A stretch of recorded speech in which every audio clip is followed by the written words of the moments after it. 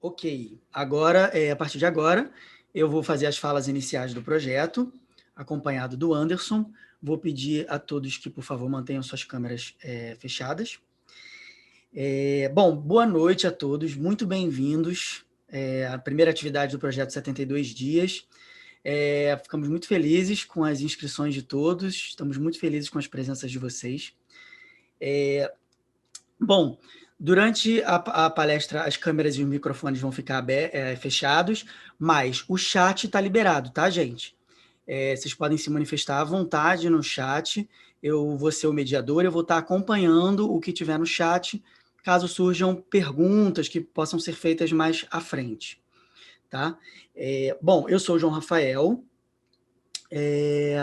eu sou hoje o mediador desse encontro, né? O Samis vai fazer a palestra, eu vou estar anotando as perguntas de todos e vou passar para ele no momento que a gente abre para perguntas, tá? Além de ser mediador, eu também sou ator do projeto e faço a coordenação artística e geral, tá bom? A idealização e a coordenação artística. Bom, na equipe de trabalho hoje, a gente tem a Ana Karenina, que está fazendo o atendimento ao público, e ela está disponível no nosso WhatsApp, tá? Para quem tiver dúvidas ou algum problema, o nosso atendimento técnico, e qualquer dúvida, é pelo nosso WhatsApp. Se a Dani puder, por favor, colocar o WhatsApp aqui no chat, basta só clicar no número que você vai ser direcionado para o WhatsApp, e ela pode botar o número também. Não sei se você tem o número de cabeça. Vou até botar aqui, ó. Botei aqui o número do Zap também, para quem quiser mandar alguma mensagem lá. A Ana Karenina também é atriz do projeto, e ela trabalha na parte de comunicação do nosso projeto, nosso Instagram e outras cositas más. A Daniela Lemes, que é a quem eu estou me referindo, ela hoje está no nosso operacional, né? Está operando aqui os microfones, as câmeras, do projeto e fazendo a produção desde o início do dia.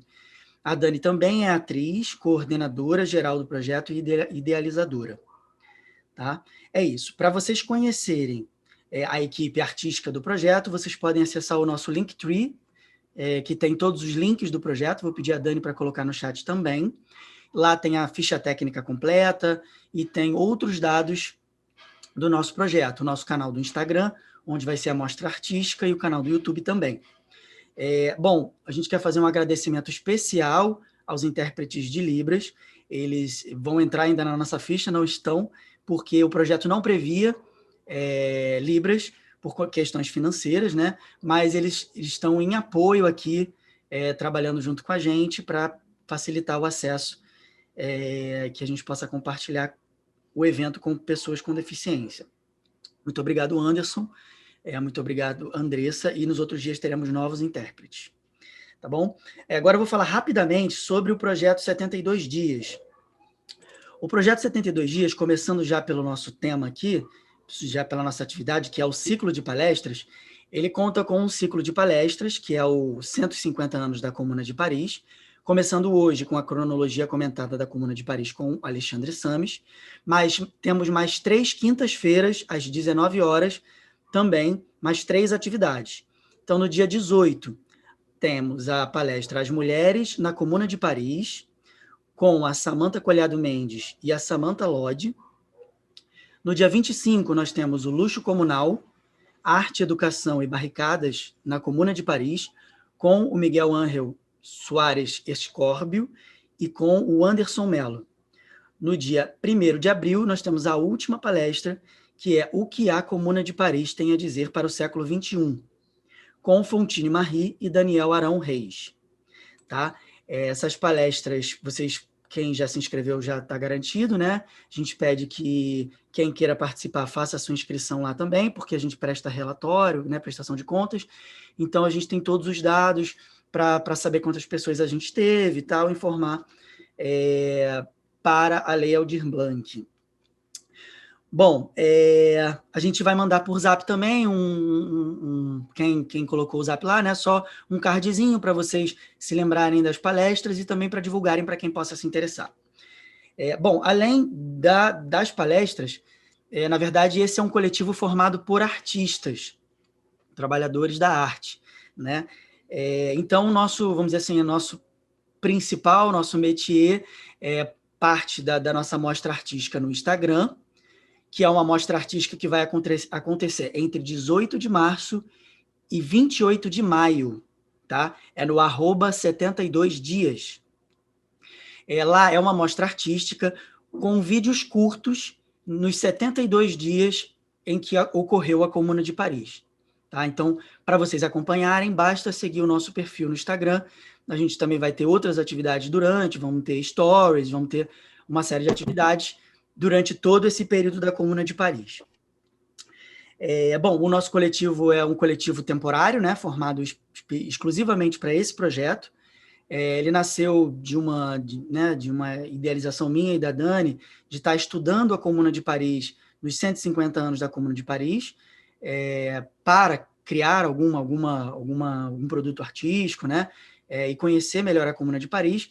A gente foi acompanhado desde o início do Alexandre Sames, que é professor aposentado do Colégio Pedro II, entre outras coisas, ele vai se apresentar.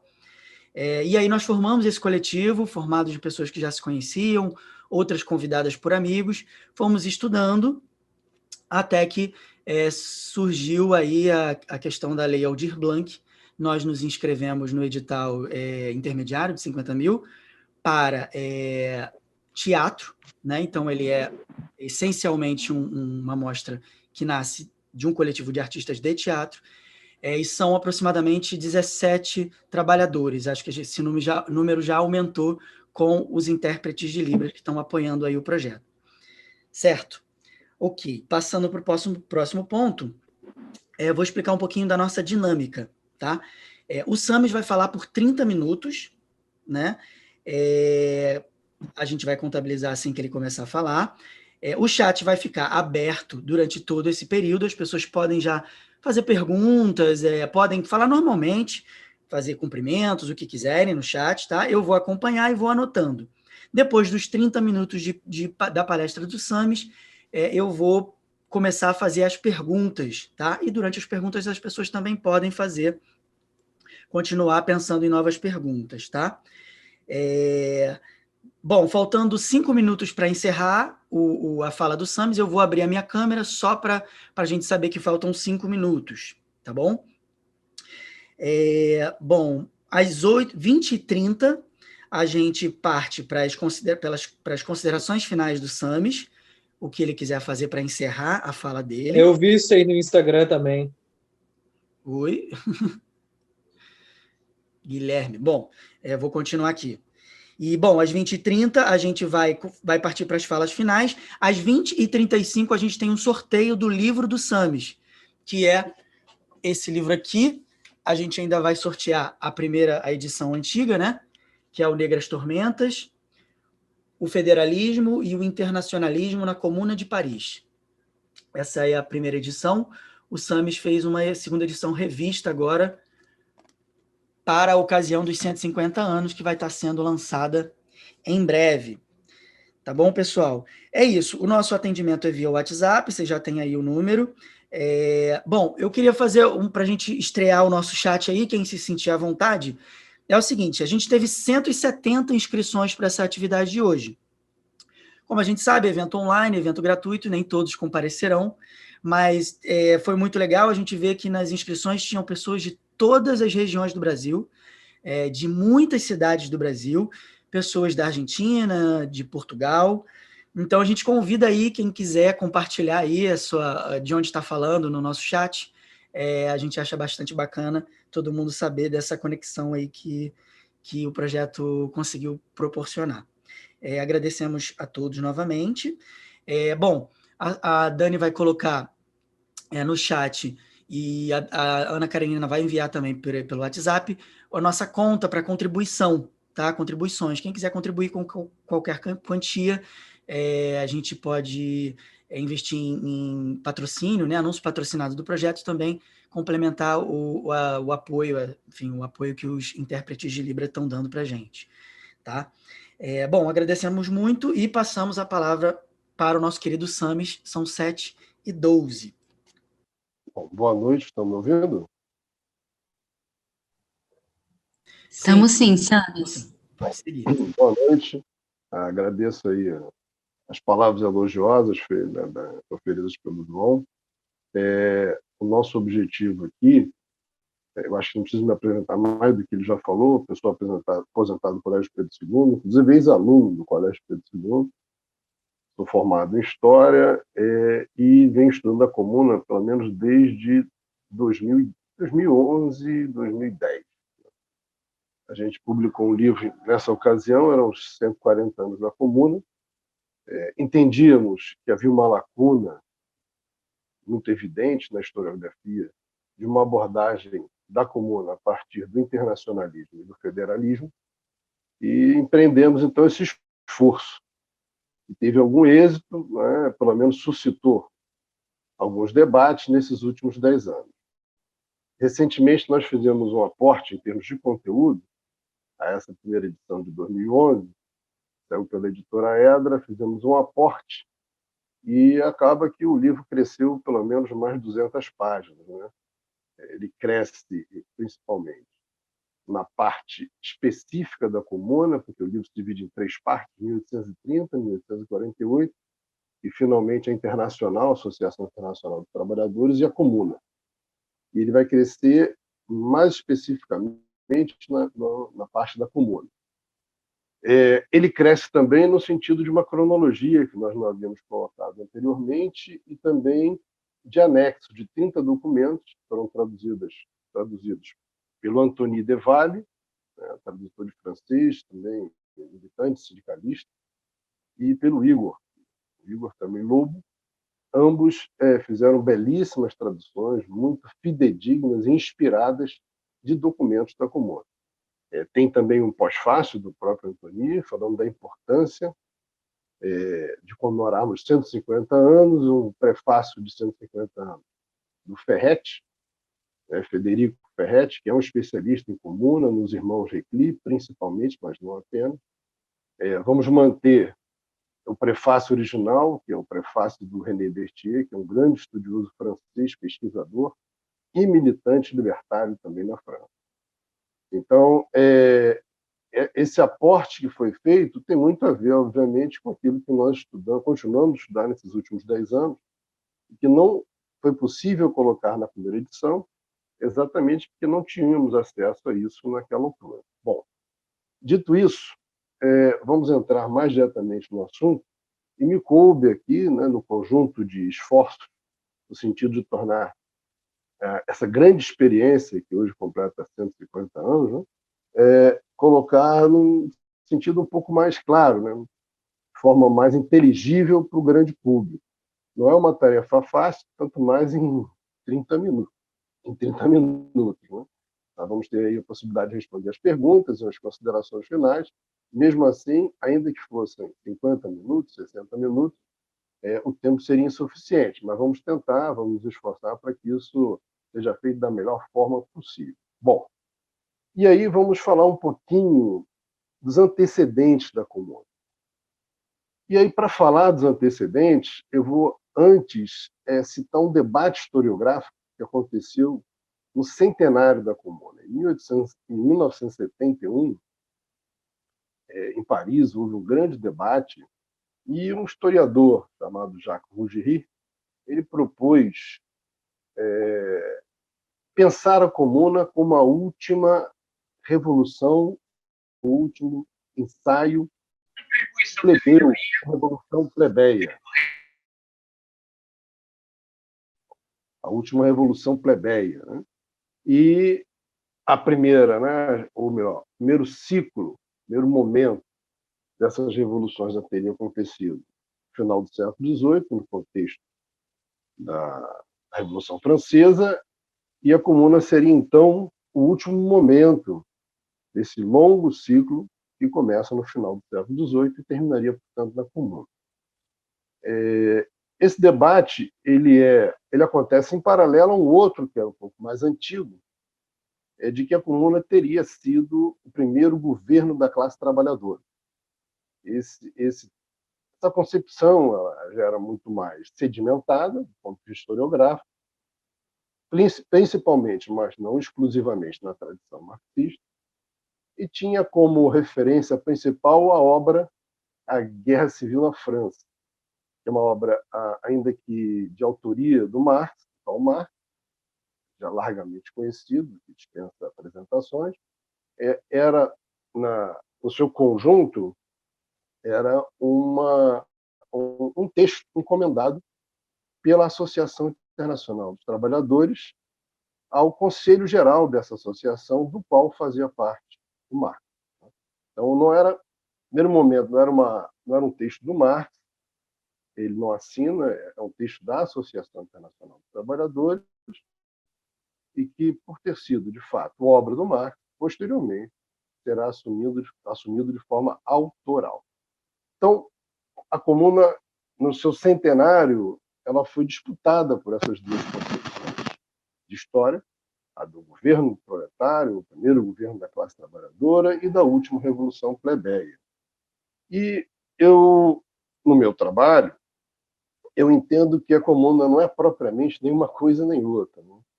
Cometi essa impertinência, dizer que não era uma coisa nem outra, e me baseando no pensamento político-filosófico de Cornelius Castoriadis, eu disse que a Comuna foi uma evidente autoinstituição da classe trabalhadora, que é um conceito de Castoriadis, que é um conceito bastante complexo e, ao mesmo tempo, muito simples. E eu vou tentar, nessa minha exposição, um pouco defender isso.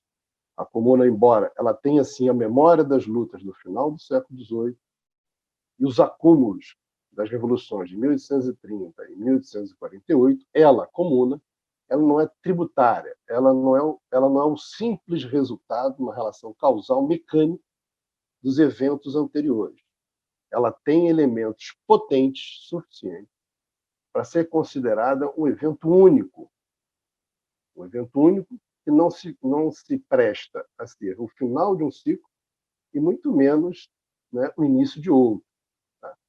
Essa autonomia da própria história da Comuna, no conjunto das lutas sociais no século XIX na Europa, é o que eu reivindico também na minha obra, né? Não só na minha obra, mas nas coisas que eu tenho falado nesses últimos 10 anos. E aí vamos direto à questão da cronologia. Então, a proposta é comentar a Comuna a partir da cronologia. Eu vou começar a falar de 28 de setembro de 1864, fora da França, fora do continente europeu, mas na Grã-Bretanha, né? Na Inglaterra, em Londres. Em 28 de setembro de 1864, foi criada a Associação Internacional dos Trabalhadores. E essa Associação Internacional dos Trabalhadores, o nome já diz, internacional, ela tem uma pauta das mais ambiciosas. A ideia era ignorar as fronteiras dos recém-constituídos Estados-nação, que estão surgindo na Europa nesse momento, com aquela fisionomia do século XIX, e, em negando essas fronteiras, a classe trabalhadora se entendia como uma só, a despeito das suas muitas nacionalidades. Então, a questão do internacionalismo se sobrepõe, fica por cima da ideia das nacionalidades. E as nacionalidades são, então, enxergadas ou vistas, né, como singularidades de uma mesma classe, que despreza fronteiras. Então, a partir de 1864, essa classe trabalhadora, principalmente belgas, franceses, italianos, ingleses, principalmente, mas não apenas, exilados polacos, russos, começam a se organizar até que se dá um primeiro congresso em Genebra, em 1866, o ano anterior é marcado por um encontro, por uma conferência, que não é propriamente um congresso. Em 1866, os estatutos são aprovados. Esse primeiro congresso reafirma uma orientação claramente mutualista para a classe trabalhadora, em geral, na Europa. O mutualismo é um fenômeno histórico importantíssimo, principalmente na classe trabalhadora francófona. Aí eu estou me referindo aos trabalhadores e trabalhadoras da França, da Bélgica e também de partes da Suíça.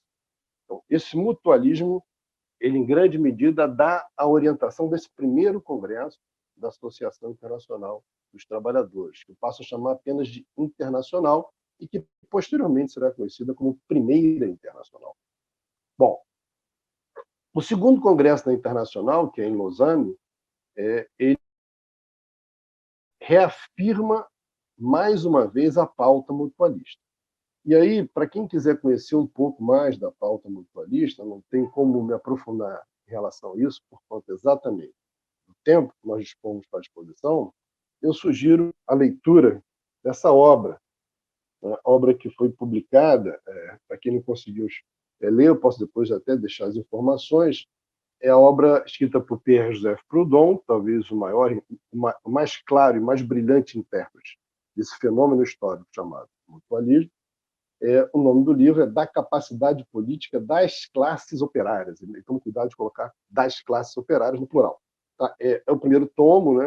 A gente espera que a editora Intermezzo, através do Plínio Augusto Coelho, né, consiga publicar o segundo tomo, e tem coedição do Instituto de Estudos Libertários, do qual eu faço parte, e do Centro de Cultura Social de São Paulo, que eu sou um agregado entusiasta. Bom, dito isso,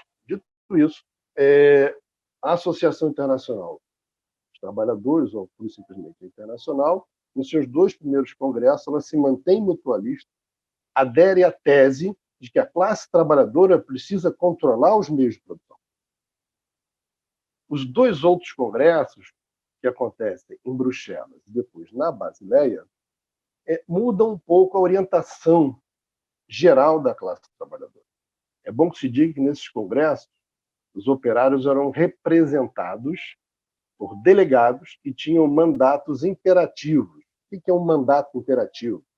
É aquele mandato segundo o qual o trabalhador ele tem a oportunidade, o direito apenas de fazer aquilo que a sua base determina.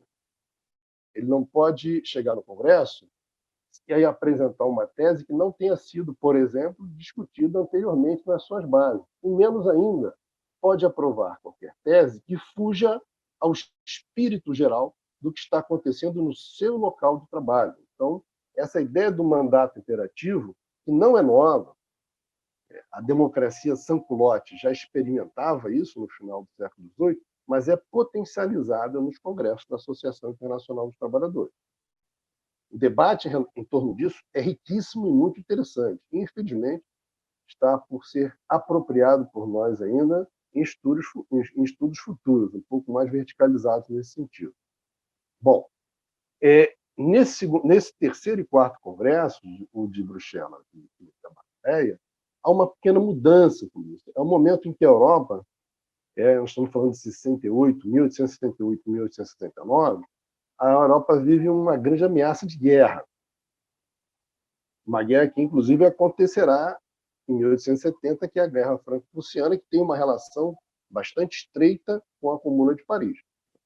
Então, esse movimento, na direção,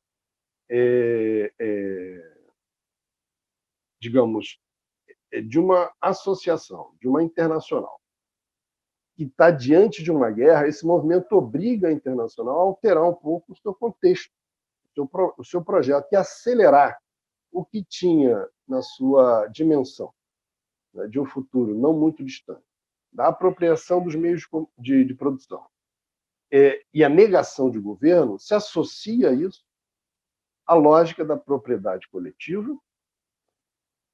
Junto com a lógica da propriedade coletiva, vem também a dimensão da ruptura revolucionária através de greves e de levantes. Então, a Internacional ela começa a achar que, para além do controle dos meios de produção, para além da negação desse Estado-nação, era preciso acelerar o processo e a classe trabalhadora tinha que protagonizar esse movimento. E é nesse movimento que acontece em Paris uma coisa muito importante, porque Napoleão III, eleito presidente no final de 1848, depois do golpe de 1851, se aprofunda em 1852, vira imperador, Napoleão III, é o Segundo Império, Napoleão III vinha reprimindo a classe trabalhadora duramente desde meados dos anos 50 do século XIX. Em 68, as pressões da classe trabalhadora, e para isso a Internacional foi fundamental, em 68, o Napoleão foi obrigado a relaxar as leis que proibiam a organização de associações de classe, mas não só. Também as reuniões que eram proibidas, que ficaram proibidas, é a lei de 6 de junho de 1868. Essa lei permite que as associações voltem a funcionar, claro, sempre muito vigiadas, e também os clubes. Os clubes eram espaços de debate, espaços de debate que existiam antes, que foram muito importantes em 30 e 48, movimento, né, que havia de convulsão social de 30 e 48, e eles são reabertos em 68 por conta da lei de 6 de junho, né, desse ano. É bom que se diga que entre 1868 e 70, 63 clubes passaram a funcionar em Paris, o que mostra uma coisa que é meio que sabido, né? Os clubes, antes, eles não eram legais, mas eles existiam. Eles funcionavam clandestinamente, sob a forma de sociedade secreta. Algumas mais, algumas menos evidentes. A população sempre soube da existência desses clubes e eles reaparecem, né, nesse espaço de tempo curtíssimo, entre 68 e 70, e são em número de mais ou menos 63. Esses clubes eles vão ser fundamentais para explicar a forma de organização da comuna. Por quê? Porque eram clubes que existiam nas áreas da comuna, melhor, de Paris, nas áreas não só do centro, mas também da periferia. E os clubes da periferia, eles tinham composição social essencialmente operária. Né? O que vai acontecer é que em 1870, em 19 de julho de 1870, nós vamos ter a deflagração da Guerra Franco-Prussiana, declarada pela França. Né? É uma declaração unilateral, obviamente, que havia interesse da própria Prússia em aceitar essa declaração. A guerra é uma guerra curta, podemos dizer, pelo menos no seu período que cobre o Segundo Império. Napoleão III ele é preso na Batalha de Sedan, né, e cai o Império no meio da guerra, o Império deixa de existir. 4 de setembro nós temos a proclamação da República.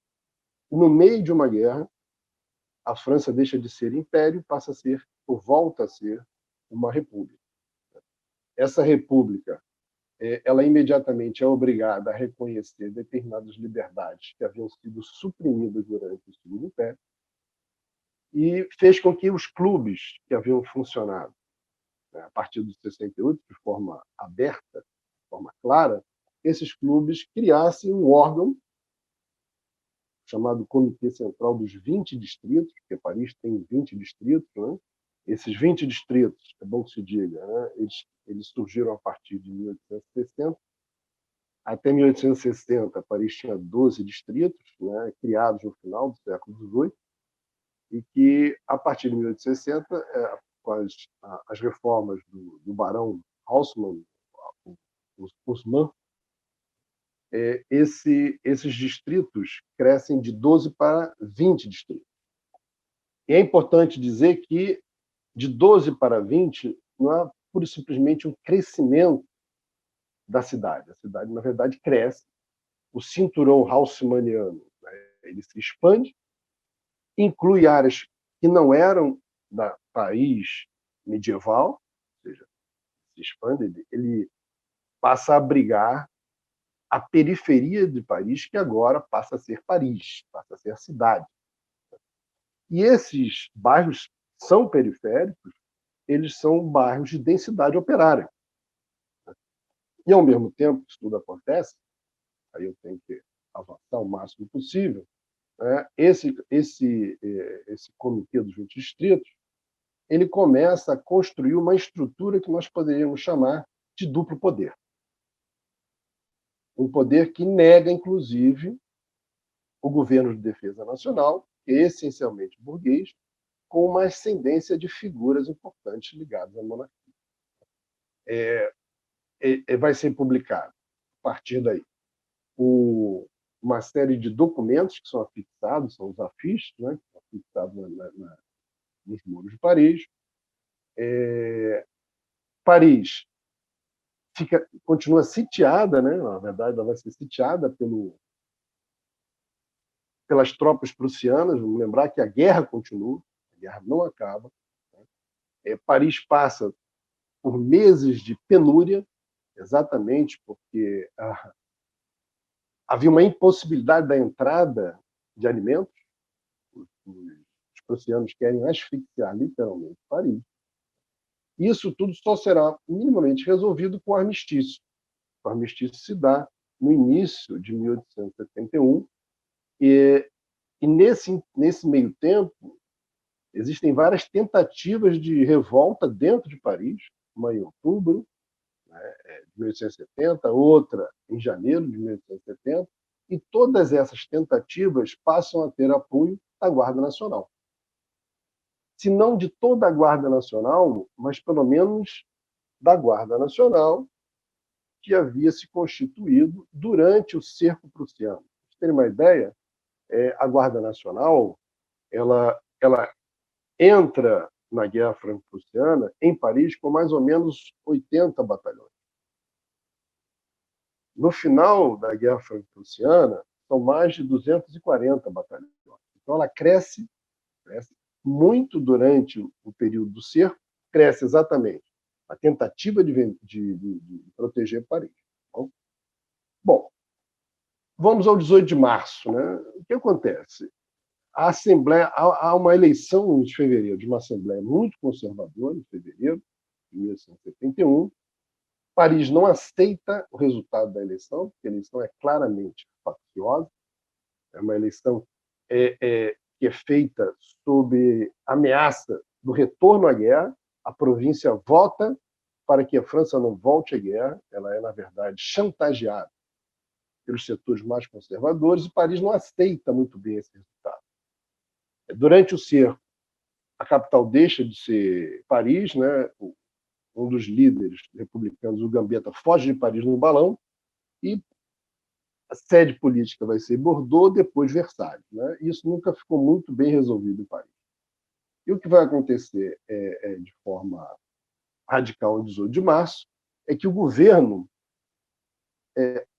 atendendo a compromissos do armistício assinado com os prussianos, é obrigado a desarmar Paris, principalmente a Guarda Nacional, e tenta confiscar, no 18 de março, as peças de canhão, as peças de artilharia, muitas das quais haviam sido adquiridas com subscrição dos cidadãos e cidadãs de Paris. Então, os cidadãos e as cidadãs de Paris entendiam que aquelas peças de artilharia não pertenciam ao governo, pertenciam a eles, cidadãos e cidadãs. E eles reagem a isso.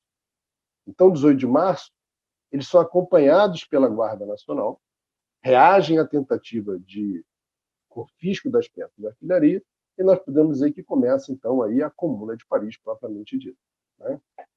A Comuna de Paris, a partir do dia 23 de março de 1871, ela começa a preparar eleições livres, na mesma lógica do sufrágio, que nós vamos falar, né, do sufrágio popular, na lógica dos mandatos imperativos. Tá?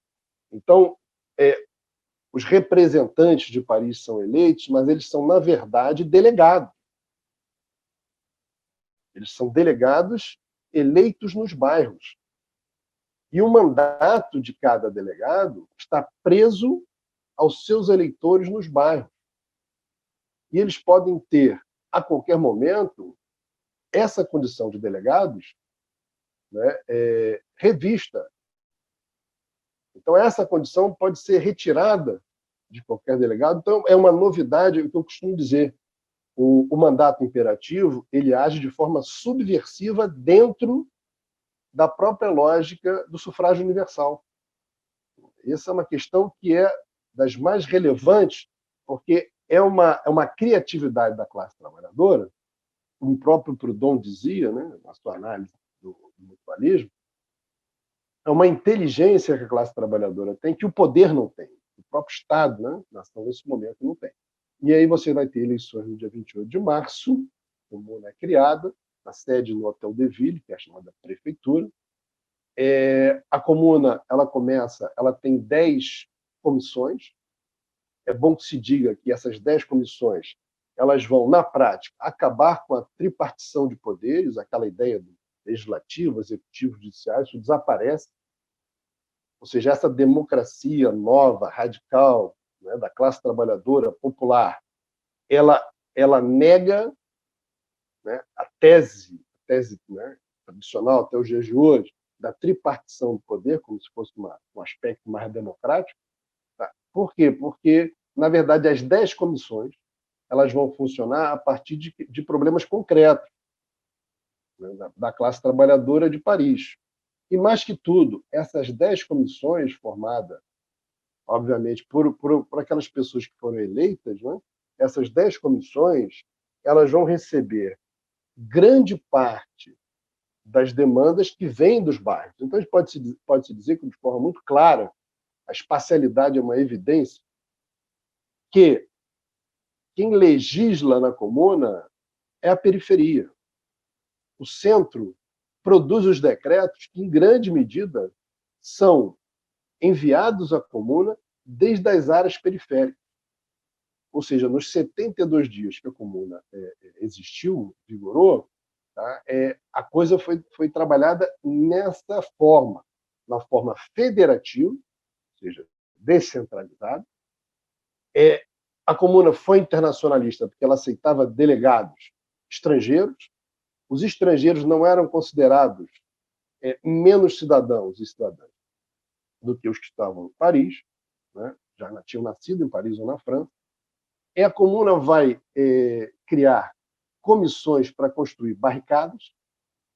Pela primeira vez, a barricada vira um conceito, é uma instituição da comuna. A comuna vai nomear, inclusive, um sapateiro, Napoleão Gaillard, que vai ser citado aqui na palestra do Luz Comunal. Né? E esses aspectos todos que eu estou citando, eles se dão nesses escassos 72 dias. Isso aqui é fundamental. E o mais curioso, a composição da comuna, a composição política da comuna, é uma composição surpreendentemente antagônica em determinados aspectos ideológicos. Você tem funcionando esse coletivo, né, das comissões da comuna, linhas que são absolutamente centralistas na sua tradição, como os blanquistas e os jacobinos, e setores federalistas, internacionalistas da Internacional, da AIT, fundada em 64. Só em Paris tinha mais ou menos 36 a 38 seções, espalhadas, né, pelos 20 distritos ou arrondissements de Paris. Então, essa relação permanente de tensão fez com que a minoria, porque esse setor federalista era numericamente minoritário, acabasse, digamos assim, dando ênfase a um tipo de política que não era da maioria centralista. E, curiosamente, essa maioria centralista aceita, durante muito tempo, quase todo o período, até 1º de maio, quando se dá a criação de um comitê central de salvação pública, aceita esse federalismo sem grandes reações. Bom, fato é que a comuna, a despeito, né, de ter legislado sobre questões trabalhistas, redução da jornada de trabalho, proibição do trabalho noturno, né, criado uma pequena legislação, um arremedo ainda, uma minuta de legislação, que incluía a questão das mulheres, a questão das crianças.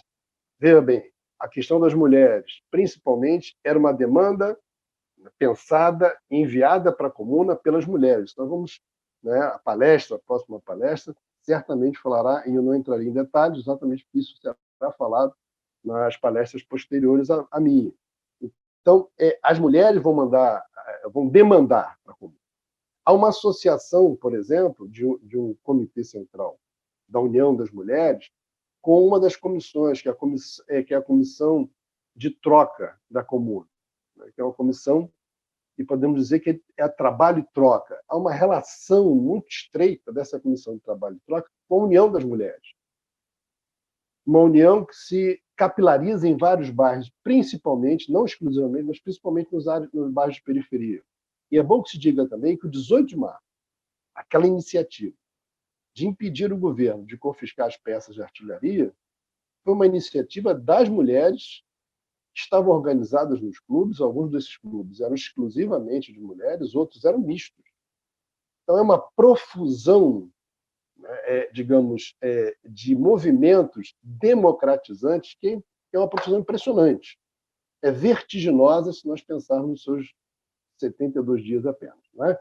E no meio, digamos assim, de uma França que sai de uma guerra civil e ainda cercada, no caso de Paris, ainda cercada por tropas prussianas, porque todos os itens do armistício não tinham sido plenamente colocados, né? Ou melhor, cumpridos. Bom, o fato é que a Comuna, a despeito de ter legislado, a despeito de ter conseguido uma série de avanços sociais, tá? Como eu disse, por exemplo, as mulheres é que decidiam a paternidade dos filhos, não dependiam do homem para assumir essa paternidade. Um exemplo, né? Entre outros muitos. A despeito disso, a Comuna, do ponto de vista defensivo, ela teve muitos problemas. Pode-se dizer que quase todos os confrontos, que começaram mais claramente a partir do dia 2 de abril, contra Versalhes, que o governo foge para Versalhes, depois do levante popular, o governo foge para Versalhes. Quase todos os confrontos, escaramuças ou confrontos mais diretos, a Comuna perdeu, né? Principalmente aqueles que aconteciam além muros da Comuna, além muros de Paris, que foram praticamente as iniciais. Né? Foi tragicamente bombardeada por Versalhes. Aliás, Thiers, que era o chefe de Estado, né? Sames, posso fazer uma interrupção rápida? Deve. Eu apareci aqui avisando que faltavam 5, não sei se você viu. Você chegou a ver? Tá. Já tem uns 5 minutos, então se você puder encaminhar, só encaminhar. Tá bom. É difícil, mas é possível. Bom, então o que acontece? Nesse período, digamos assim, de muito assédio militar de Versalhes, o Thiers, que era esse chefe do executivo, que havia dito que seria um crime bombardear a capital da França, ele estava fazendo exatamente isso. Ele consegue vencer a maior parte das batalhas. Há uma alternância de chefes militares da Comuna, alguns que vêm da Guarda Nacional, outros que são figuras como, né, o Fluseret e tal, que são figuras que tinham algum prestígio até mesmo em intervenções anteriores, né, em outras guerras, em outros confrontos, né? Então, essas figuras elas não conseguem, de fato, garantir a segurança da Comuna. E esse problema ele vai ser suprido exatamente, já aí nós estamos falando, nos dias 20 e 21 de maio, né? Esse problema vai ser suprido com as barricadas. É curioso, porque os batalhões, né? A Guarda Nacional ela é dividida em 20 legiões. Cada legião corresponde a um distrito. Então, nessas 20 legiões, durante o ataque mais direto de Versalhes, do governo de Versalhes, essas 20 legiões elas vão tentar defender Paris, reforçando exatamente as barricadas. Nesse sentido, é um reforço da tese federalista, um reforço importante da tese federalista. Porque, primeiro, a Comuna, principalmente nesse período final, a partir de 21, 22 de maio, que é a chamada Semana Sangrenta, que se estende até o dia 28, 29, né, desse mesmo mês, esse período nós podemos dizer que a Comuna ela está em armas, e não apenas a Guarda Nacional.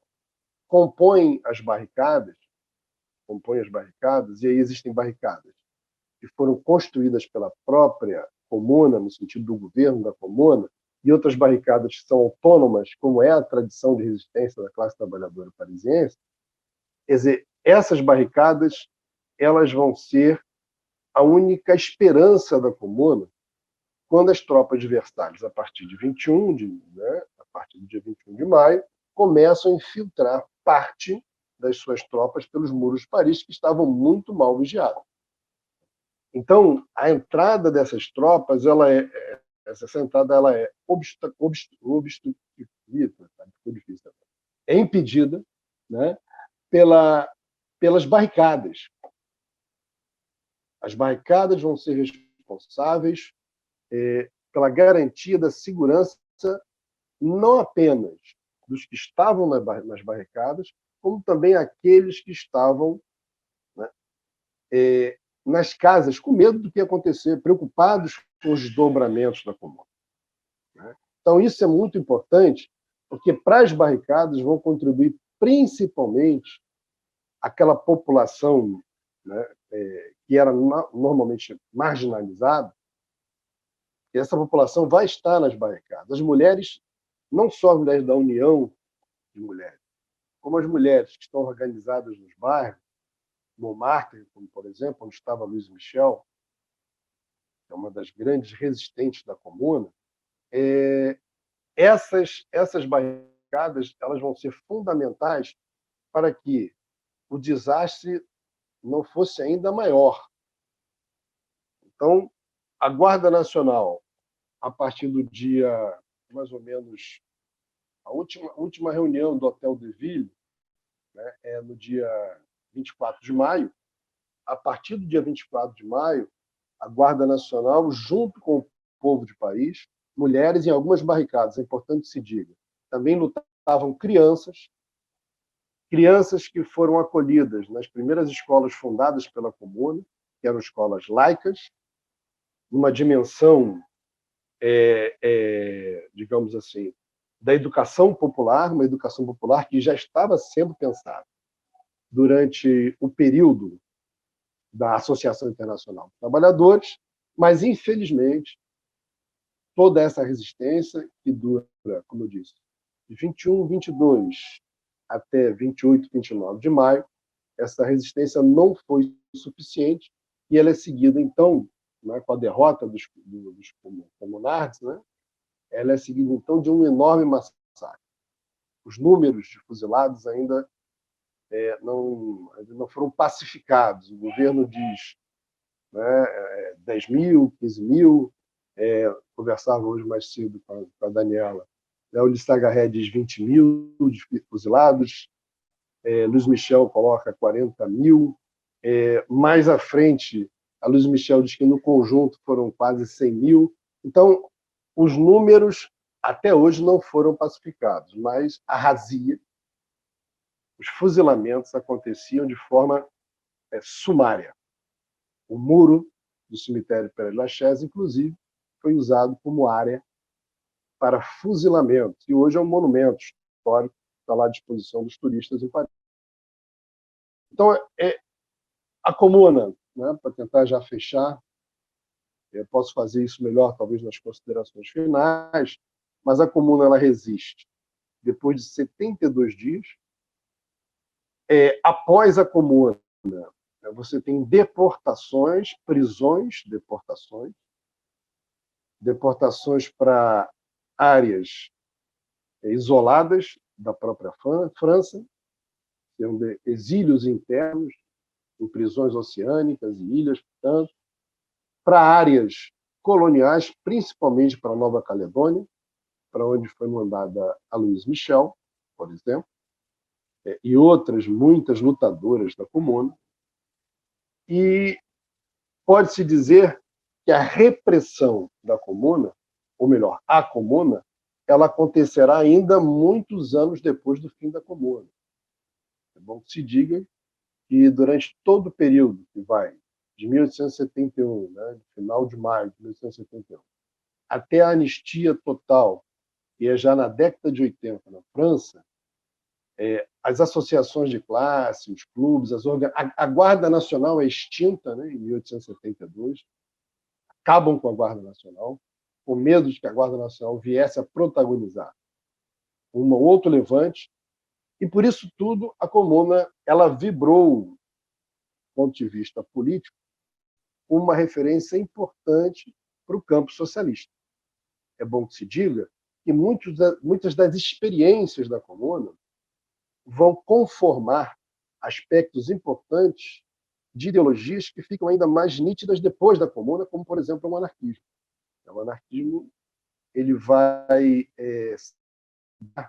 de muitas dessas experiências, que são experiências, ao fim e ao cabo, que têm muita relação com aquilo que se aprendeu, não só nos congressos da Internacional, como também naquilo que se praticou e se aprendeu nos 72 dias que formaram a Comuna de Paris. Tá? Então, peço desculpas à organização, que eu acho que eu extrapolei um pouquinho de tempo, mas estamos prontos aí para fazer o debate, caso haja alguma pergunta. É isso. Certo. Já temos perguntas, eu vou começar lá do início. Bom, a Natasha perguntou alguma referência que você estava falando no início, estava mais anotando, mas ela falou se você falou sobre o Jacques Fourré em algum momento. Não, né? Tá, podemos passar, só para saber se você tinha usado essa referência. O Alberto perguntou qual é a referência da obra que você mencionou no início do livro recente sobre a Comuna. Acho que ele estava falando sobre o seu próprio livro e o do Proudhon, né? Isso é fácil. É um livro, se é o do Proudhon, eu não sei se fica fácil para ver, né? Não sei se dá para ver, né? Dá para ver? Dá para ver bem. É um livro que foi lançado pela editora Intermezzo, uma editora de São Paulo, herdeira da grande editora, né, Imaginário, que formou a mim e uma legião das últimas 2 gerações. O Centro de Cultura Social de São Paulo e também o Instituto. Sou eu que estou falhando. Mas que é aqui do Brasil, né, o IEL Instituto Libertário.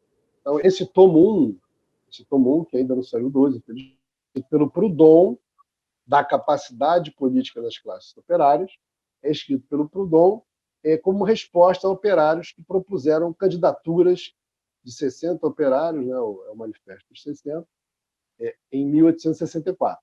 Então, Proudhon respondeu a eles e respondeu, na verdade, uma obra póstuma, né, porque quando a obra foi publicada, o Proudhon já tinha falecido. Ele morre em janeiro de 1865.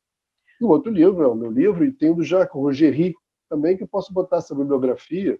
Eu acho que depois a equipe do coletivo 72 Dias pode nos ajudar nisso, botar acesso, né, para as pessoas que têm interesse em uma bibliografia um pouco mais específica. Ok, Jacques Rogéry, eu não tinha acompanhado, não tinha pegado essa referência.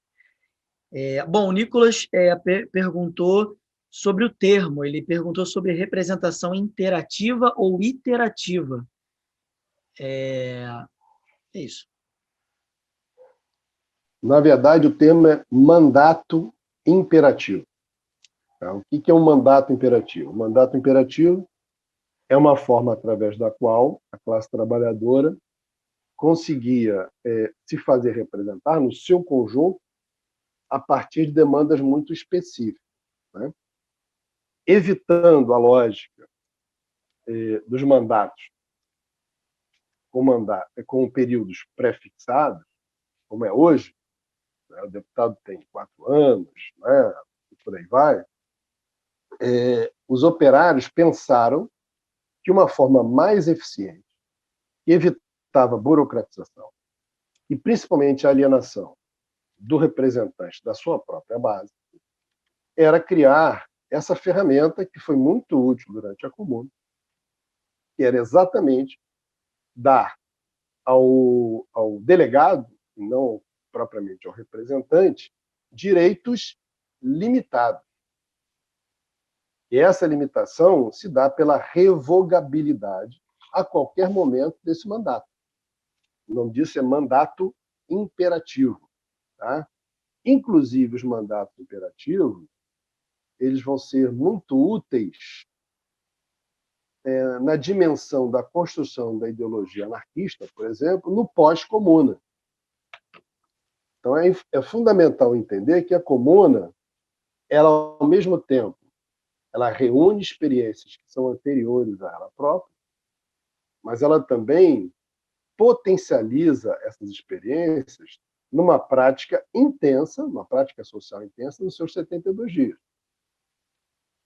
Isso é muito importante, porque, como eu havia dito, e eu gosto de repetir isso, o mandato imperativo, mesmo associado ao sufrágio universal, né, a cada cidadão um voto, que é a dimensão liberal da representação, o mandato imperativo ele age de forma subversiva. Na lógica, né, de um mandato interrompido, na medida em que o delegado, no caso do mandato imperativo, e no caso da democracia representativa burguesa, né, é o candidato, é o representante, né, ele pode perder o mandato a qualquer momento. Isso é fundamental. E é um detalhe, no caso da comuna, tem um lastro classista ainda mais evidente. É bom que se destaque isso.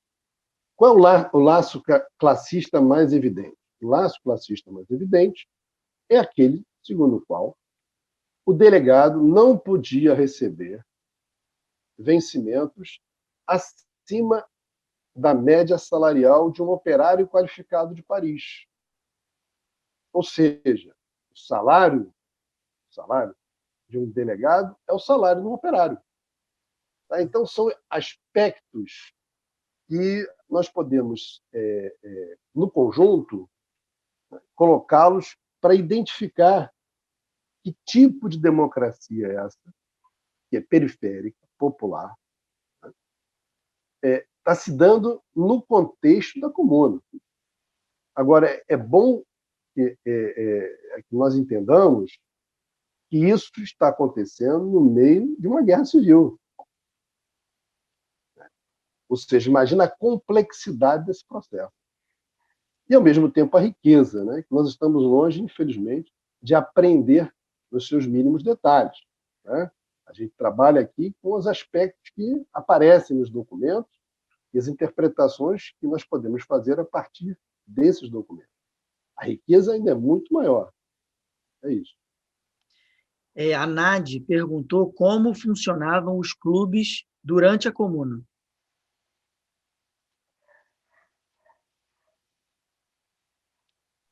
Bom, os clubes, como eu havia dito, eles voltam a funcionar a partir de 68. Eles funcionam nos bairros, e, assim, como eu falei, são 20 distritos, né? Arrondissement, vamos chamar de distrito, são 20 distritos. Em geral, cada distrito é composto por 4 bairros. E os clubes se dividiam de forma assimétrica por esses bairros que existiam dentro desses 20 distritos. Por que eu disse de forma assimétrica? Porque a gente percebe que em bairros mais densamente povoados, você tem, às vezes, na proporção, não muitos clubes em comparação com bairros menores, menos densamente povoados. Então, na verdade, a criação dos clubes tinha relação antes com a disposição nos bairros de organização. Então, por exemplo, em Montmartre, onde nós temos uma experiência importante de educação e de resistência, é de Montmartre, com toda certeza, né? Em parte, podemos dizer, a resistência, a primeira resistência, a tentativa de usurpação dos espanhóis, você tem muitos clubes que são mistos, ou seja, homens e mulheres, e clubes que são exclusivos, ou de homens ou de mulheres. Esses clubes, eles funcionam praticamente todos os dias, num determinado horário. E a pauta desses clubes é uma pauta escolhida de acordo com a urgência do dia. Ou seja, de acordo com aquilo que está acontecendo no momento e aquilo que é premente no bairro, você tem, então, uma determinada pauta sendo colocada para o clube. E quem fala no clube? Todos. Todos podem falar. E é muito interessante isso, porque em alguns clubes, por exemplo, em 1868, quando os clubes voltam, né, o 11º distrito, é um distrito talvez é o mais denso em termos de população de Paris, você tinha a ocorrência de até 6.000 presenças. Imagina o que era se todos os 6.000 pedissem a palavra, né? Então você tem imagem, tem iconografia desses clubes, que acontece até nas igrejas. As pessoas vão para a parte mais alta da igreja e falam para uma multidão lá embaixo. É muito interessante. E, obviamente, que aparecem e contrastam muito as posições. Vou dar um exemplo para vocês. A ideia da igualdade entre homens e mulheres acontece antes, o debate acontece antes num clube. Num clube misto, onde as mulheres são minoritárias, era um clube de mais ou menos 100 mulheres e 400 homens, e dali é que parte uma determinação para ser levado para o Hotel de Ville, para a prefeitura, portanto, para o coletivo de delegados da comuna, tá? Deixando de forma clara e evidente que não pode haver diferença entre homens e mulheres. Então, é um debate que aconteceu no clube, ou seja, uma área periférica ao poder, e que a resolução é levada para o poder central. Então, isso, para mim, é extraordinário. Isso, para mim, é o espírito da comuna, esse federalismo radical. Então, os clubes funcionavam exatamente assim. E fico muito à vontade para afirmar que as medidas mais ousadas da comuna no campo social partiram dos clubes. Não tem nenhuma dúvida disso. Vamos lembrar que os decretos da comuna eles eram, né, ratificados nas reuniões e depois distribuídos sob forma de cartazes que eram colocados nos muros dos bairros, né? E, em geral, a redação, inclusive, desses decretos já vinha pronta de alguns clubes e de grupos, como, por exemplo, a União das Mulheres. Isso, para mim, é extraordinário, interessantíssimo. E ainda, para hoje em dia, é extremamente avançado. Muito bom. Vou só complementar, porque tem uma outra pergunta sobre os clubes, que bom, talvez você já tenha respondido, né? Mas se eles eram formados por diversos tipos de trabalhadores e pedindo referências em português sobre pessoas que pesquisam os clubes da comuna, né? Bom, os clubes, em geral, eles eram interclasse, né? Não existia um clube de sapateiros, porque para isso existiam as associações, né? Mas os clubes mais interessantes são aqueles, como eu já disse, nas áreas periféricas, principalmente as áreas incorporadas depois de 1860 Paris, mas não exclusivamente. O 11º, né, distrito é um distrito interessantíssimo também, que produziu, inclusive, a União das Mulheres tinha um enraizamento grande no 11º distrito. É um distrito que produziu artigos, podemos dizer, ratificados pelo conjunto de delegados da comuna e que foram parar nas paredes, né, através dos cartazes, dos afixes, como eles chamavam. Bom, então, eram clubes onde você tinha trabalhadores das mais diversas procedências, dos mais diferentes campos, né, do proceder da produção naquele momento. Tá? Isso o pessoal do Luxo Comunal vai falar melhor do que eu. Não quero dar spoiler, né, do que vem por aí. De qualquer maneira, esses clubes, só a pergunta era, além da questão da composição, né, da classe trabalhadora, qual é a outra questão? Não, era Se alguém... Tudo isso em português, né? referência. Infelizmente, referência em português. Infelizmente, se alguém aqui estiver assistindo, tiver essas referências, me passe em português. Eu peço encarecidamente, que eu não conheço. Porque, normalmente, aí um desabafo aqui, normalmente a comuna ela é abordada, antes de tudo, como uma reação, né, da população de Paris, uma reação nacionalista aos horrores que o governo de defesa nacional, os horrores que ele teria aceitado ao assinar o armistício com a Prússia, que depois virou Alemanha, né? Aliás, a unificação alemã foi assinada em janeiro, na Sala dos Espelhos, em Paris, em Versalhes. Então, eu acho que essa visão é aquela visão que nós chamaríamos de biografias do Estado, né? Então, a história, muitas vezes, é mais uma biografia do Estado do que propriamente uma análise da sociedade de um determinado tempo. Então, a Comuna de Paris, ela é muito mais do que isso. E, por ser muito mais do que isso, que eu acho fundamental a gente sempre colocar, né, que a bibliografia sobre ela é um tanto quanto repetitiva. A gente não consegue, muitas vezes, encontrar trabalhos que tratem a Comuna de Paris nos seus aspectos sociais. A gente não consegue. Quando eu digo sociais, falo exatamente dessa Constituição que nós estamos tentando aqui discutir com alguma verticalização, né? Infelizmente, não podemos ir mais por conta do tempo.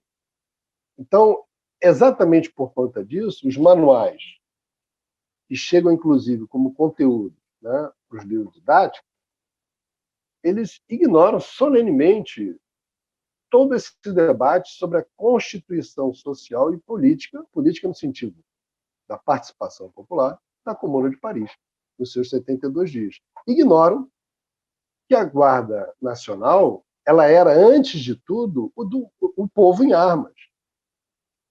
Como eu falei para vocês, de 80, mais ou menos, batalhões, antes da Guerra Franco-Prussiana, Paris cresce para mais de 200, 240 batalhões. Como eu falei isso para vocês, esses batalhões crescem nos bairros operários. O que é um guarda nacional? O guarda nacional não é um sujeito militarizado. Não, ele é um operário de uniforme e que tem um fuzil e que não esqueceu o seu métier, de onde ele vem, de onde ele se especializou. Ou seja, isso é uma forma completamente diferente daquilo que acontece tradicionalmente na caserna, quando o indivíduo esquece de onde vem, né? E não tem identidade como operário. Não, a Guarda Nacional é o contrário. Exatamente por isso que foi possível a Guarda Nacional expulsar de Paris o governo de defesa nacional. Foi exatamente por isso, pela sua constituição operária, que não perdeu a memória operária e que a reafirmou na lógica do povo em armas nesses 72 dias. Né? Então, infelizmente, eu não tenho indicação em português. Em francês existe, sim, mas não são muitos também autores que trabalham nessa linha. E é isso. Eu acho que tem muita coisa para ser estudado. Né? É isso. Certo. Bom, só informando, são 8h10. Aí, vamos continuar aqui. Tem um número bacana de perguntas aí para a gente seguir. O Antônio Duarte perguntou quando se dá o levante em 18 de março? Foi algo espontâneo ou foi puxado pelas lideranças sindicais? Também queria saber mais sobre o papel dos teóricos e intelectuais. Bom, vamos lá. Como eu disse, 18 de março ele é um evento que tem muita relação, primeiro, com o cerco que se deu em Paris pelos prussianos, pela fome. Vamos lembrar que a classe trabalhadora em Paris, durante o cerco, teve que comer os cães e os gatos e os ratos de Paris. A burguesia se serviu dos animais do zoológico, a carne de antílope, paquiderme, né? E de felinos também. E a classe trabalhadora comeu literalmente os ratos. Então, essa mesma classe trabalhadora que vinha se reunindo nos clubes, alguns dos quais eram ligados à Internacional, como eu disse, são mais de 30 seções da Internacional espalhadas por Paris, além do birô, né, central da Internacional, foram essas pessoas, inclusive mulheres, filiadas à Internacional. É muito curioso, a Internacional estava em processo de desenvolvimento, né? Então, você localmente filiava as mulheres à Internacional, mas elas não tinham quase nunca a oportunidade de ir aos congressos. Era um grande limite. Né? Mas no local, elas eram associadas, sim, à Internacional, nessas mais de 30 sessões que eu citei. Então, são essas mulheres que saem no dia 18 de março para dizer não ao confisco das peças de artilharia. Se por espontâneo nós entendemos aquilo que também entendia Proudhon, né? Se por espontâneo a gente entende que não é mediado por partido, ou pelo Estado, ou pelo governo, sim, o 18 de março é um levante espontâneo. Se espontâneo nós queremos dizer que é um levante fruto do improviso, pura e simplesmente, não. O 18 de março não é espontâneo. Tá? Então, acho que a gente tem que saber o que é o espontâneo. Né? É espontâneo porque não é um levante tutelado. Não é um levante tutelado. Inclusive, tem uma presença muito mista, muito híbrida de blanquistas, alguns militantes, né, mulheres, por causa da Louise Michel, é um caso emblemático. Né? A Louise Michel ela entra na comuna muito próxima do campo blanquista e sai da comuna praticamente no campo que está por se constituir mais claramente à frente, que é o campo anarquista, que na comuna nós chamaríamos de socialistas revolucionários ou coletivistas. Né? Então, essa relação da formação dos grupos é uma relação importante, mas há que se dizer que, como eu havia falado na minha intervenção anterior, grupos como jacobinos e blanquistas, que eram tradicionalmente centralistas, que tinham horror ao federalismo. Aliás, os jacobinos diziam que o federalismo era uma concessão ao pensamento girondino, ou seja, a alta burguesia do final do século XVIII. Ou seja, eles não tinham nenhum apreço pela tradição federalista. Né?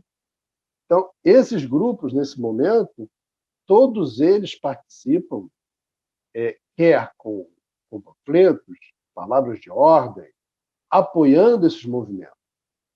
Então, é uma grande mistura, podemos dizer, e quando eu chamo de mistura, eu não estou depreciando o movimento, eu estou sublinhando a riqueza do movimento. E a grande questão é, por que prevalece o federalismo? Por que prevalece o internacionalismo? Porque essas duas culturas, federalismo e internacionalismo, eram culturas muito familiares a essa classe trabalhadora. Uma parte dela, numericamente expressiva, que tinha vindo das áreas da província. Né? E que via no federalismo um tipo de autonomia sem tutela.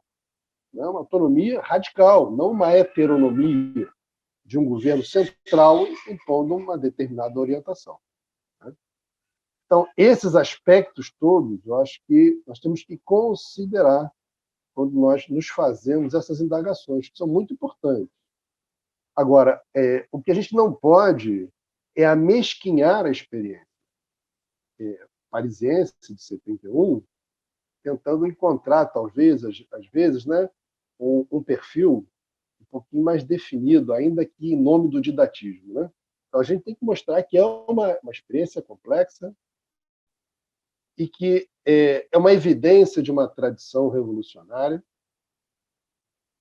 né, que não é monolítica, mas que, por não ser monolítica, nos lega muitas possibilidades para criar resistência. Então, para mim, essa é a grande questão que tem que ser trabalhada. Agora, só para finalizar mesmo, é óbvio que pensadores, até chamados utópicos, como Fourier, né, positivistas, eles foram importantes. Né? A maçonaria, a franco-maçonaria, é muito influenciada por pensadores positivistas, né, pelos chamados utópicos. Na experiência pedagógica, então, você tem desde Proudhon, entendeu, a outros pensadores que pensaram radicalmente, né, a educação antes mesmo de Proudhon, já no final do século XVIII. Então, todos esses elementos estão ali presentes. Né? Eu costumo dizer, né, quando se fala dos proudhonianos na Comuna, eles eram antes mutualistas. O próprio Proudhon, ele era mutualista. Como eu havia dito também na minha intervenção inicial, o Proudhon talvez tenha sido o mais sensível e lúcido pensador do mutualismo, que é uma experiência coletiva da classe trabalhadora francófona. Né? Então, isso vale para a Comuna também. Essa convivência de perspectivas e percepções, essa riqueza aparece de forma radical nos levantes e, eu diria, também nas barricadas. Porque a barricada é mais uma negação do exército regular, que, aliás, a Comuna teria abolido. A Comuna também acaba com o exército regular. Ela institui o povo em armas, a Guarda Nacional. Certo. Bom, aqui tem uma pergunta do Gabriel. Em alguma medida, a desorganização da proteção armada da Comuna pode ser relacionada com a antipatia dos parisienses com a ideia de mais guerras? Quero dizer, em parte, uma das razões da Comuna foi o desejo de parar com guerras sem sentido. Não? É isso. Olha, Gabriel, acho que a tua pergunta é muito interessante. Tá? Eu acho que pode ter isso, sim. A Comuna, ela, na verdade, é uma reação à guerra, mas ela é também um convite à chamada República Universal, que os comunards entendiam que só era possível pela via armada. Né? Eles perceberam isso muito rapidamente. Aliás, o 18 de março só foi possível exatamente por conta disso. Tá? Então, um aspecto. O aspecto da defesa armada do povo não tem nada a ver com a militarização. Isso acho que ficou claro. Né? Então, isso é um outro aspecto. Vamos falar uma palavra que talvez não seja tão lisonjeira para o heroísmo de quem resistiu à Comuna.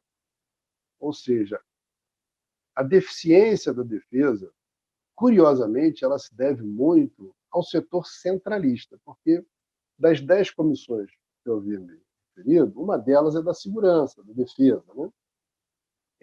E essa comissão ficou o tempo inteiro, praticamente, nas mãos dos blanquistas e dos jacobinos, que eram exatamente os centralistas, aqueles que achavam que teria que ter uma centralização maior, etc. Não por acaso eles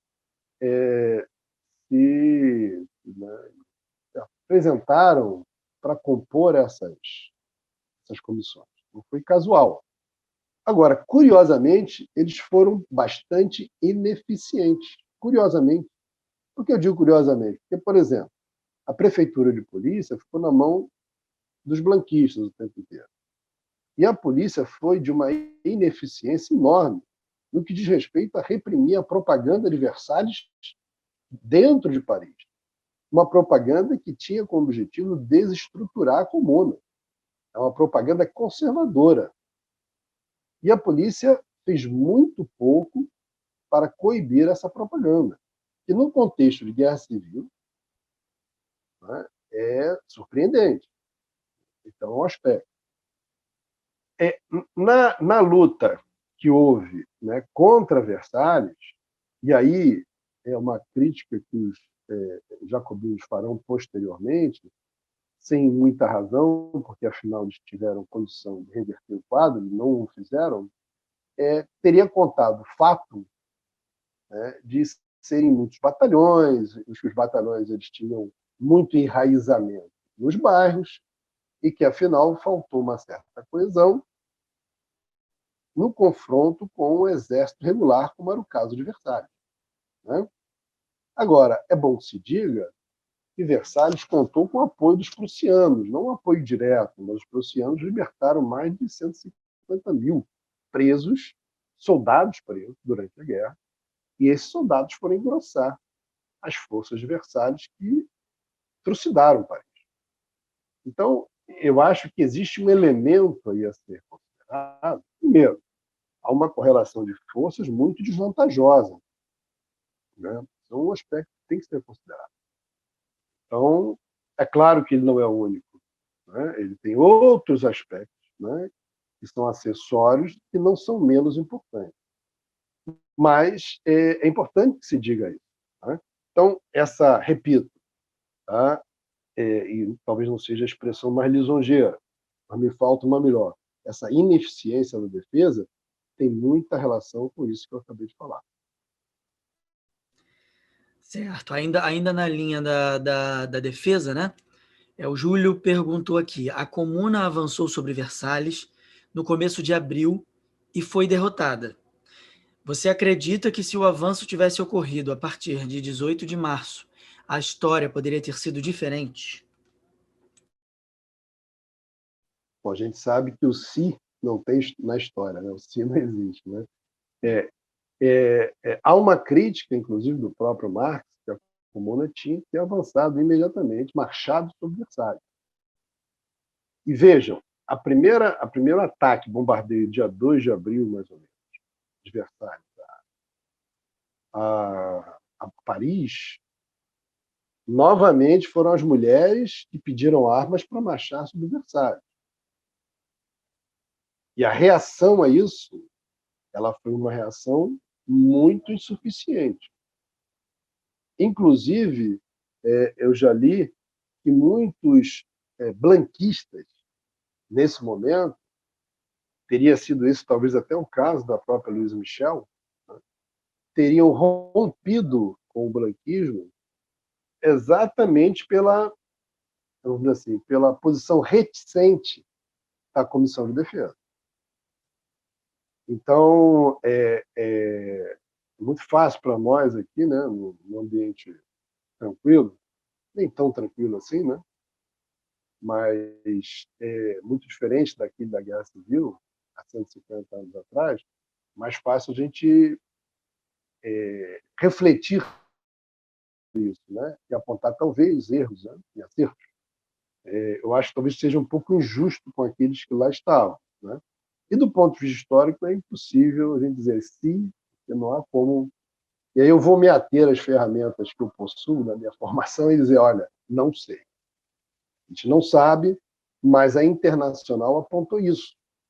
Alguns limites na Comuna. Primeiro, a necessidade de ter avançado imediatamente. Segundo, não ter utilizado de forma mais adequada os recursos do Banco da França, que continuavam em Paris, né? E terceiro, né, digamos assim, pensar um pouco mais, digamos assim, em se relacionar com outras áreas das províncias, e que a Comuna, embora tenha cuidado disso, o fez de forma, repito, insuficiente. Mas essas são indicações de muitos dos que não estavam lá, né? Isso é importante. A esmagadora maioria numérica da Internacional não se encontrava em Paris durante a Comuna. E os que estavam em Paris, como Varlan, que para mim é uma das figuras mais interessantes, estava simultaneamente nos clubes, na Internacional, no Birô da Internacional, né? É o Comitê Central, o Conselho Geral da França, e também na Guarda Nacional.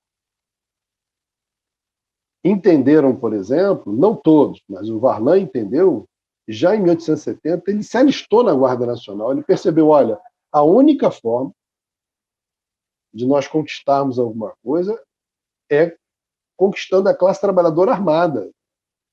E esses homens e mulheres, e é bom que se diga, algumas mulheres também foram aceitas na Guarda Nacional no início da Comuna.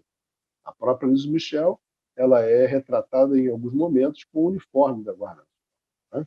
Então, essas pessoas entenderam que era o momento de pegar em armas e era o momento do acompliciamento entre a classe trabalhadora armada e a desarmada. E essa armada estava na Guarda Nacional. Entendeu? Então, é difícil, como disse, a gente fazer essa avaliação. Bom, são 8h28, ainda temos muitas perguntas, né? Eu acredito que a gente não vai conseguir responder todas. A gente pode responder mais talvez 2 ou 3, né, Samis? E aí não sei se a gente... Eu estou aqui para o que for necessário. Agora, vamos lembrar que nós temos ainda mais palestras para frente, né? E com companheiras e companheiros com conteúdo invejável, só para lembrar isso, né? Então, vamos ver se a gente segue aí por mais uns 10 minutos. Um tempo extra aí, se passar um cadinho, não tem problema, mas acredito que a gente não vai conseguir responder todas. Então, vamos coletar essas perguntas, a gente pode, de repente, publicar lá na página do projeto, no Instagram, nos stories, algumas coisas nesse sentido. Vamos pensar numa solução aí para a gente poder responder todas elas. Beleza? Então, vamos para essa pergunta aqui do Antônio Duarte. Qual o papel da Semana Sangrenta na orientação da Segunda Internacional? Digo, esses massacres tiveram algo a ver com o início da tradição social-democrata?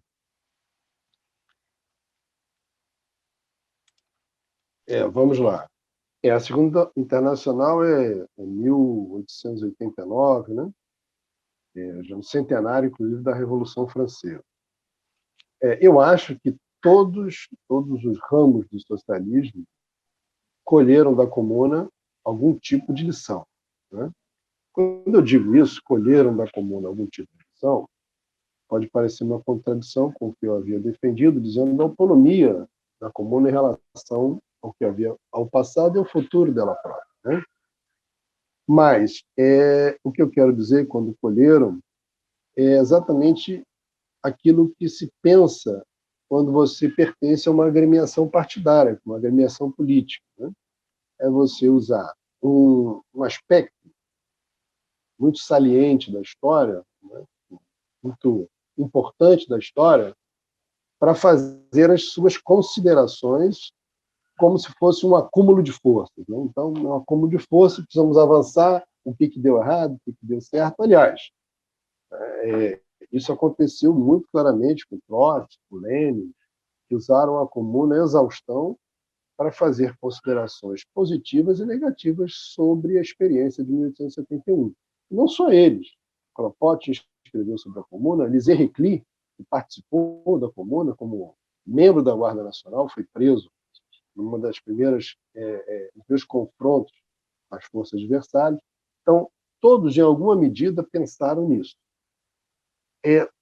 A primeira internacional, né, chamada primeira, depois da segunda, depois da terceira e depois da quarta, né, digamos assim, a internacional, nesse momento, pode-se dizer que ela faz uma reflexão sobre a experiência da Comuna, né?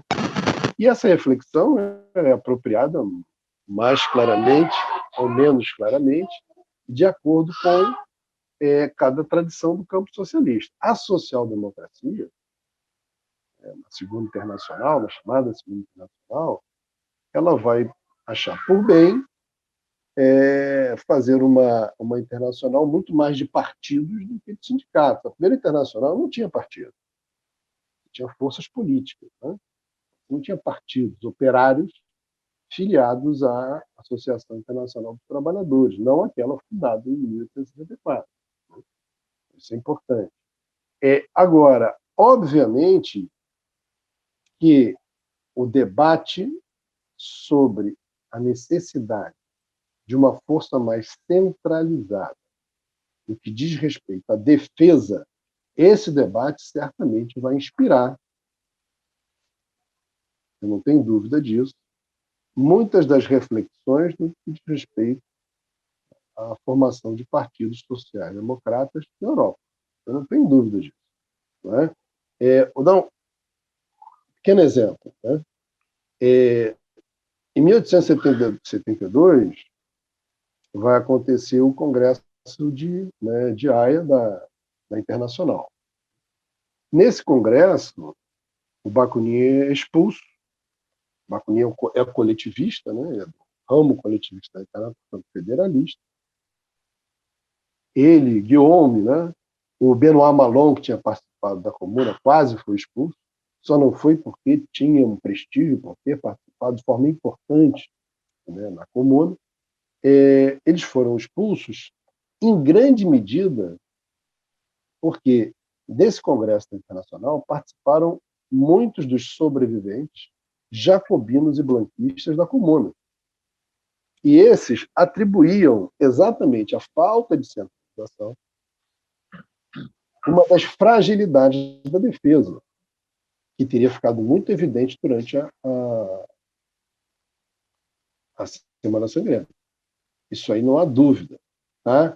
E se nós imaginarmos que essa social-democracia ela tem relação também com as vitórias que o Marx teve, do socialismo e de uma parte da classe trabalhadora, eu acho que é perfeitamente possível se dizer que a Segunda Internacional tem uma relação, sim, com a experiência da Semana Sangrenta, no que diz respeito à necessidade de centralização. E essa centralização ela se daria a partir da dimensão ou da ferramenta partido. Nesse sentido, eu acho que é possível fazer esse tipo de reflexão. Ok. Bom, eu até estou achando que a gente vai conseguir, sim, chegar no final, porque tem algumas perguntas que eu acho que já foram, pelo menos, parcialmente respondidas. Vou focar no que ainda não apareceu. O Gabriel está perguntando se a experiência da Comuna deixou alguma marca significativa nas teorias pedagógicas. Como os revolucionários viam a ideia de uma educação pública mais ou menos institucionalizada? A pergunta é excelente, o problema é que o tempo para responder. Eu vou fazer o seguinte, eu vou tentar, em linhas muito gerais, falar um pouquinho sobre isso, mas nós vamos ter um debate, né, que vai incluir educação, sobre luxo comunal, educação, que eu acho que pode ser aprofundado. Eu peço paciência. Tá? Gabriel, né, Gabriel? Peço paciência.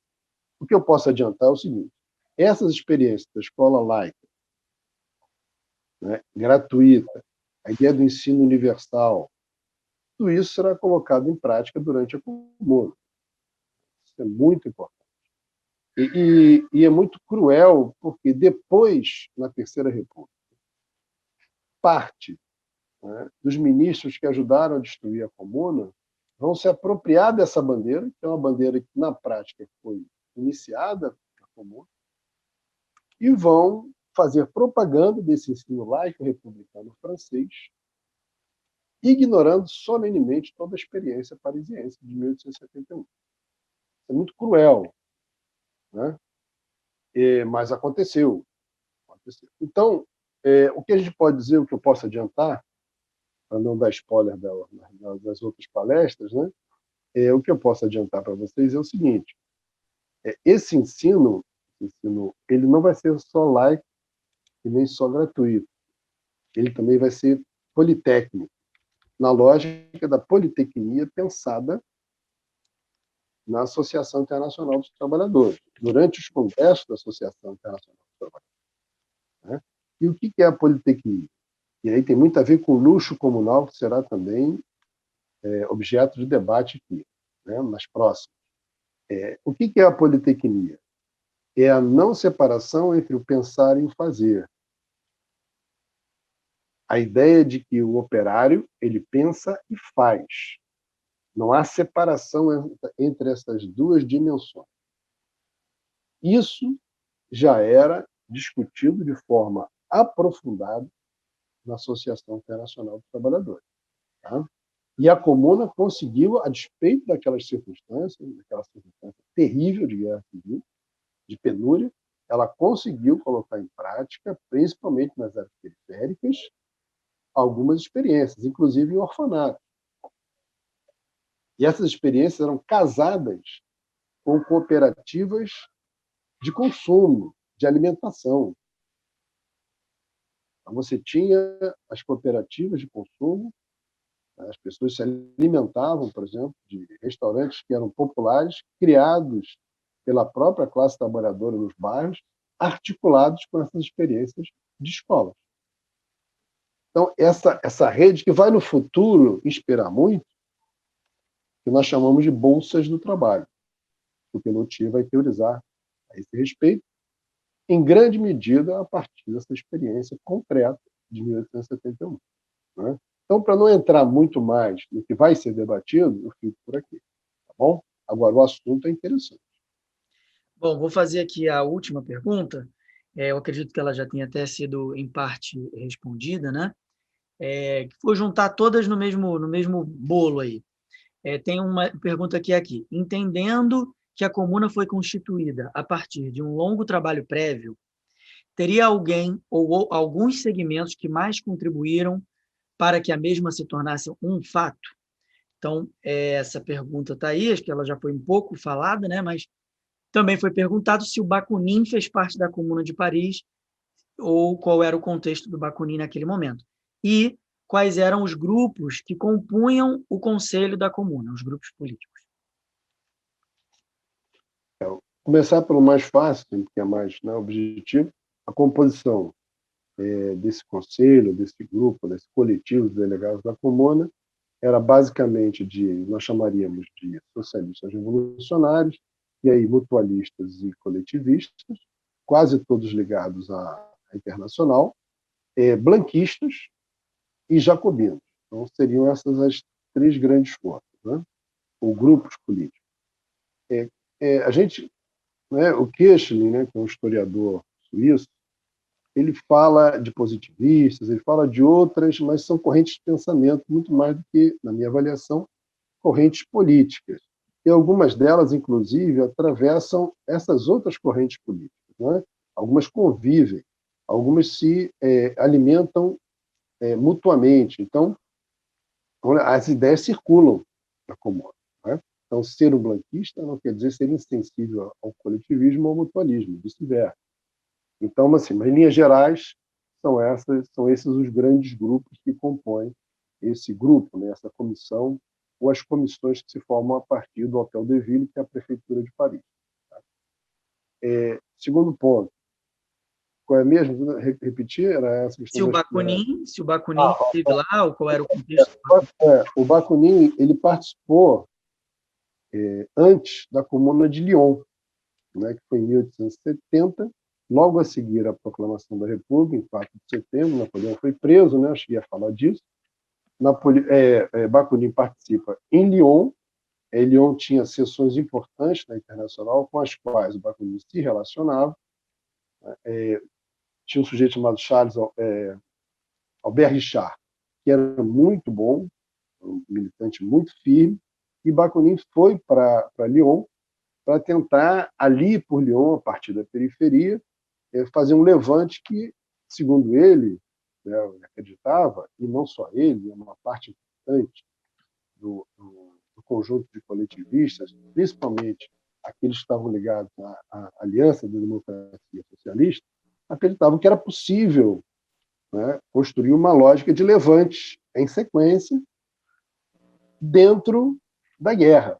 A guerra acontecendo e os levantes acontecendo, que desembocaria numa guerra revolucionária. Né? O que acaba acontecendo, de certa forma, na Comuna, só que numa guerra civil, não numa guerra contra os prussianos. Então, o Bakunin está nesse contexto. Ele é preso, consegue escapar, vai para Marsella, né? E é curioso, o Bakunin sai para Marsella no mesmo porto e quase no mesmo dia que o Garibaldi está entrando. Né? O Garibaldi está chegando à França para lutar contra os prussianos, pela República. Garibaldi era republicano, e é bom que se diga que Garibaldi e Bakunin não eram antagonistas, né? Muito pelo contrário, existia uma certa admiração de um pelo outro. Garibaldi não era propriamente um socialista, mas não rejeitava a dimensão do socialismo. Eles já haviam se encontrado nos congressos, né, pela paz e pela liberdade, eram congressos eminentemente republicanos, é o chamado setor progressista, pequeno burguês, que havia na época, e discutia a dimensão revolucionária importante. Tem uma interferência aqui, não sei se é para todo mundo. Bom, então, é muito importante trabalhar essa dimensão do Bakunin, que é um entusiasta do movimento, obviamente, que participa da Comuna de Lyon, que é anterior, que é setembro de 1870, que é uma comuna que vai inspirar muitas comunas que também vão acontecer na província. É bom que se diga que nós não temos apenas uma comuna em Paris, existem outras tentativas, muitas outras tentativas, pelo menos umas 20 a 30 tentativas de levantes comunais na província, mas que são muito efêmeras. Nenhum deles durou tanto tempo como o que aconteceu em Paris. A comuna mesmo de Lyon durou 4, 5 dias, infelizmente. Como eu disse, Bakunin é preso, depois consegue escapar e sai da França pelo porto de Marselha. Tá? A gente pode dizer o seguinte, com toda segurança, o Varlin, que é uma figura central da Comuna, é um correspondente muito assíduo, né, do Bakunin. Tá? Isso quer dizer que a ascendência do Bakunin sobre determinados setores de destaque na Comuna é um fato? Não. Isso quer dizer que o coletivismo como um todo já previa no seu projeto geral insurreições armadas para a derrubada do poder. Isso sim. Nesse sentido, Bakunin ele é equidistante a figuras como o Varlin. Ele é tão importante quanto. E no caso da Comuna, o Varlin é muito mais importante do que o Bakunin, não só porque estava lá, como também vinha construindo os clubes, ingressou na Guarda Nacional, ou seja, fez tudo aquilo que o projeto coletivista dentro da Internacional previa e recomendava. Né? Então, esse aspecto é preciso colocar, porque senão a gente subordina todo um conjunto de militantes, homens e mulheres, a determinadas figuras que são brilhantes, são fundamentais, mas não são as únicas. Né? E, repito, a obra da Comuna é uma obra coletiva e popular. Né? E qual é a outra pergunta mesmo? Desculpa aí, acabo. Quais eram os grupos que mais influenciaram, né? Levando Eu já falei. Acho que tinha uma anterior à do Bakunin, se não me engano. Não, foi essa mesma. A anterior foi a que você começou respondendo, que eram os grupos políticos. Já foi. Bom, gente, então eu vou abrir aqui a minha câmera. Vou encaminhar para a gente encerrar, lembrando aí que a gente agora vai sortear o livro do Samis, né, o Negras Tormentas, para quem se manteve acompanhando aí até o final da palestra. E, bom, esse conteúdo e das outras palestras vai ficar disponível no canal do YouTube do projeto, mas vão ficar a partir de abril. Tá? A gente vai fazer um Vale a Pena Ver de Novo. Estratégia de comunicação, tá, gente? E, bom, vamos fazer o sorteio. Eu ia falar... bom, queria agradecer aqui a Ana Luísa Lima, não, Ana Luísa Cerqueira, que fez um Pix fez um Pix para a gente, e a gente agradece a contribuição, tá? Vou pedir novamente a Dani ou a Ana Karenina para colocar os nossos canais aí e possibilidades de contribuição para o projeto, para quem quiser contribuir e participar. Lembrando que a gente tem palestras as próximas 3 quintas-feiras, muitos dos temas que foram já apontados aqui vão estar aí em primeira pauta aí para serem debatidos. Todos serão muito bem-vindos, agradecemos muito quem puder compartilhar o projeto. E, bom, quero passar a palavra para o Samis, para ele fazer as considerações finais, as falas finais que ele quiser fazer a respeito da Comuna de Paris. Acho que, sem avançar muito, porque já falamos bastante sobre o tema, e repito, ele vai ser aprofundado ainda né, pelas palestras que vão suceder a esta, né, eu quero só reforçar o que eu havia falado no início, né, da minha intervenção, é que, na minha apreciação, a comuna não pode ser pensada como a última revolução plebeia ou o primeiro governo da classe trabalhadora. Ela tem elementos suficientes para mostrar a sua originalidade e sua autonomia em relação aos eventos anteriores, ainda que ela sofra muito. É impossível, né? Não existe história sem memória, né? E não existe ação coletiva também sem referências, mas essas referências não podem ser entendidas como as causas da comuna, né? Porque senão a gente começa a achar que existe uma relação teleológica na história e que umas coisas começam de determinado jeito e que necessariamente terminarão daquele determinado jeito, como se espera, o fim moralmente desejado, né? Então, o caso da comuna é um caso de autoconstituição da classe trabalhadora, como defende o Castoriadis, eu subscrevo esse conceito, né, de Castoriadis. Por quê? Porque todas essas formas que aparecem nos escassos 72 dias, a despeito de terem sido pensadas e praticadas isoladamente durante a comuna, elas têm uma evidência que nunca haviam tido antes.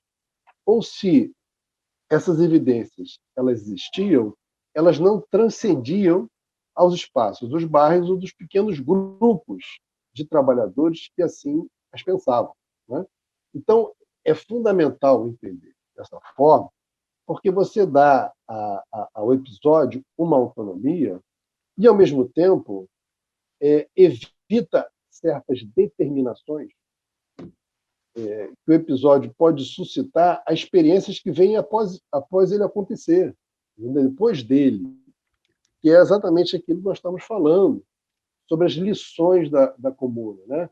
Quer dizer, a ideia de que a comuna, se seguidos os passos corretos e evitados os incorretos, nós teremos necessariamente, ao final, um tipo de revolução ideal, bem-sucedida, né?